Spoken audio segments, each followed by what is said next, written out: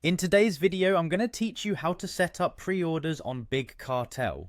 If you're an artist or a small business owner looking to expand your online store with pre-orders, you've come to the right place. Let's dive straight in and walk through this process step by step. First off, open your web browser and head over to Big Cartel's website. The platform is perfectly designed for artists and small businesses, offering a simple way to manage your online store. Once you're on the homepage, the next step is to log into your account. You'll find the login button at the top right corner of the screen. Click on it and you'll be directed to a page where you need to enter your shop URL and password. Ensure you type these details correctly, then click on log in to access your dashboard. With your dashboard open, the next step is to manage your products. Take a look at the menu on the left side of the screen and click on products. This is where you'll start setting up your pre-order items. Look for the add a product button and click on it.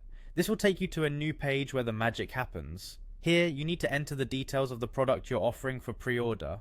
Start by typing in the product name and make sure to include the term pre-order so customers clearly understand the item's status. Next, move on to the description field. Provide a detailed description of the product that will entice customers to place an order, even if it won't be shipped immediately. After entering the description, it's time to categorize your product. Selecting a category helps keep your store organized and makes it easier for customers to find exactly what they're looking for. Once you've done that, mark your product as active to ensure that it's visible to your customers. Next, set a price for your pre-order product. Make sure this price reflects the value of your offering and covers your costs. After pricing, you might want to add variants. This is especially useful if your product comes in different sizes, colors, or other options.